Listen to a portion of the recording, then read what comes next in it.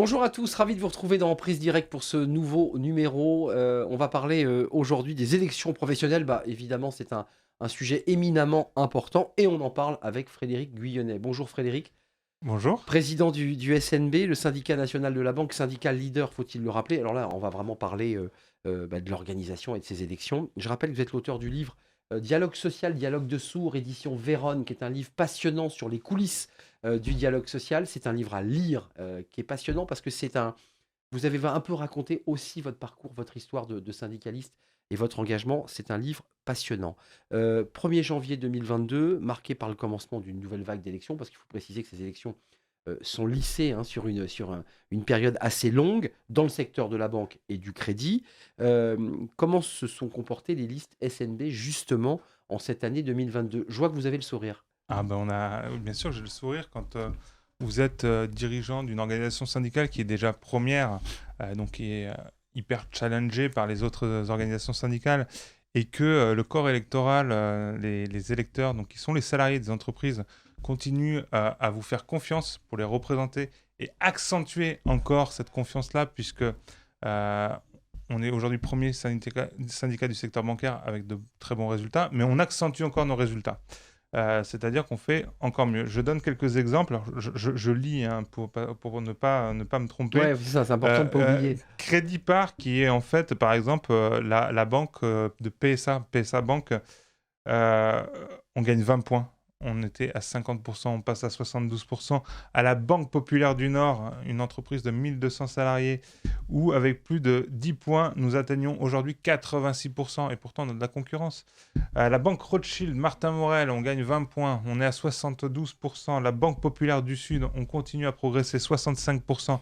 Je ne vais pas tous vous les dire, mais au Crédit Mutuel, Savoie-Mont-Blanc, nous sommes à 67%. Thémis Bank, 70%.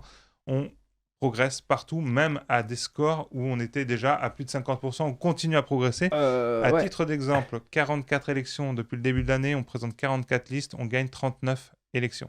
Voilà. Oui, c'est ça, c'est carton plein et j'ai même vu que vous aviez des scores à 100%.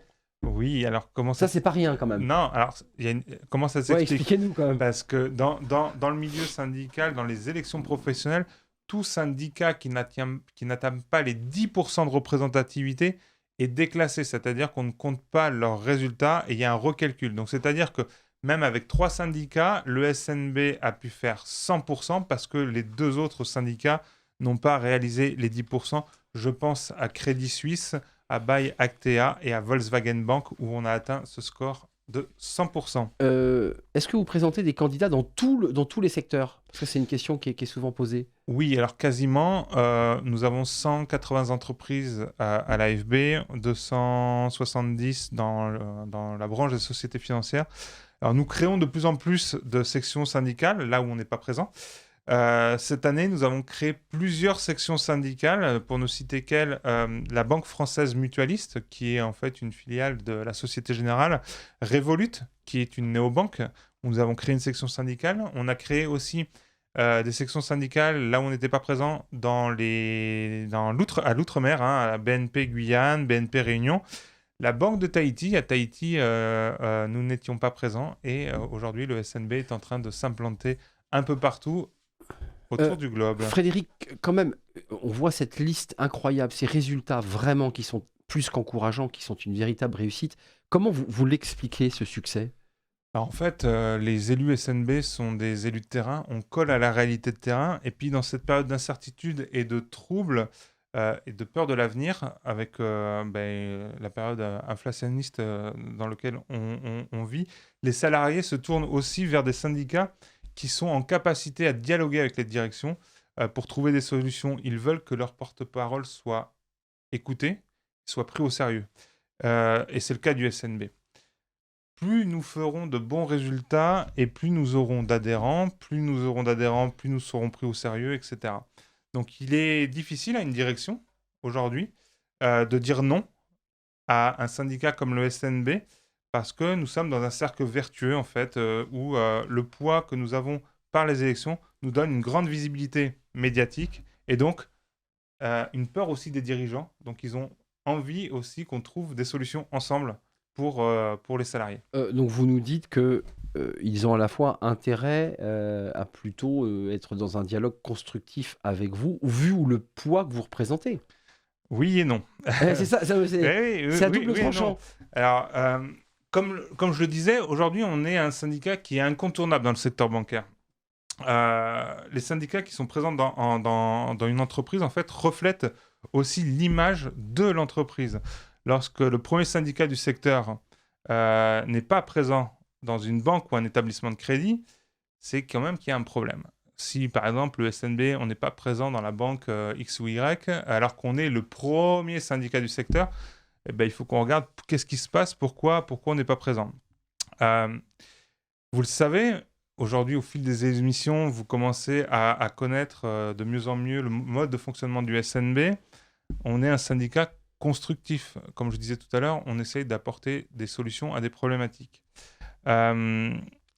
Nous sommes souvent dans la co-construction dans certaines entreprises, où on cherche, face à des problématiques, on cherche des solutions ensemble avec les directions. En tous les cas, on apporte des solutions et les met en place. Le SNB est proche du terrain et on porte la voix de tous les salariés. C'est votre force. C'est notre force. Et nous souhaitons que les salariés travaillent dans des bonnes conditions avec un partage équitable des richesses créées par l'entreprise.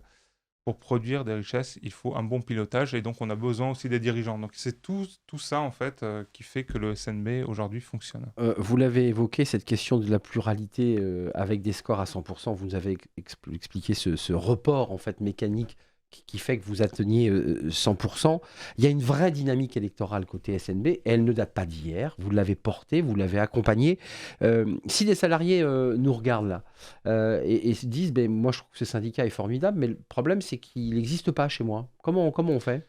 Ah ben là, c'est pas compliqué, il suffit de contacter le SNB national. On a une équipe dédiée et on va aider les salariés qui veulent s'investir pour créer une section syndicale dans leur entreprise et pour ensuite le développer et puis se présenter aux élections et ensuite gagner des élections. Un tout petit mot avant de nous quitter, parce que j'imagine que vous partagez ces excellents résultats avec toutes les équipes engagées sur le terrain qui sont au contact et qui vont aussi prophétiser, raconter, faire de la pédagogie, parce que ça joue aussi comme ça, hein, le syndicalisme. C'est beaucoup parler, c'est beaucoup convaincre. Tout à fait, oui. Moi, je suis moi-même sur le terrain et en déplacement en région toutes les semaines, en fait, pour aller à la rencontre et des équipes et des salariés. Je rencontre également les directions. J'en profite pour rencontrer les directions pour montrer qu'on est là, qu'on en est présent et qu'on sait ce qui se passe dans leur entreprise. Syndicat de dialogue et puis syndicat leader à travers cette liste, effectivement, et ces résultats électoraux qui sont incroyables. L'élection va se poursuivre. Avant de nous quitter, Frédéric Guyonnet, parce qu'on voit ces résultats qui sont évidemment assez incroyables, qui montrent aussi cette dynamique, ce travail sur le terrain. Quand le SNB fait 100%, vous l'évoquiez il y a un instant, où est la pluralité? Est-ce que c'est sain pour le dialogue social? Parce que certains se disent, mais quand même 100%, c'est étrange. Ça vous fait sourire? Non, mais alors c'est toujours intéressant d'être challengé par d'autres syndicats. Oui. Ça nous permet Vous créez des jaloux, en fait. Ça nous permet en fait de se remettre en question, de s'améliorer, etc. Le problème, c'est que dans le milieu syndical comme dans le milieu politique, trop souvent, les syndicats perdent beaucoup de temps à se faire la guerre entre eux, si vous voulez. Et tant qu'on fait ça, on ne s'occupe pas de la direction. Évidemment. Et la direction, c'est souvent les directions qui sont intéressés pour avoir une pluralité syndicale parce qu'ils savent bien que c'est comme ça. Hein, dans les entreprises, les syndicats vont un peu se tirer dans les pattes, malheureusement. Et alors, on s'occupe évidemment des salariés, mais on perd aussi du temps là-dessus. Ouais. Quand il n'y a qu'un seul syndicat et qu'en plus, c'est le SNB, eh ben, on est en face à face avec la direction. Eux, ils sont bien tout seuls. Pas de déperdition. Ils sont tout seuls de l'autre côté de la table. Donc, pourquoi on ne serait pas tout seuls, nous, du côté de la table des représentants des salariés. Donc au moins, toute notre énergie, on le consacre face aux directions. Merci Frédéric Guyonnet de nous avoir apporté tous ces chiffres, ces explications et qui montrent la dynamique électorale du SNB que vous avez engagé, enclenché en allant évidemment sur le terrain au contact de tous les acteurs du secteur bancaire. Dialogue social, dialogue de source, c'est votre livre chez Vérone. Lisez ce livre passionnant.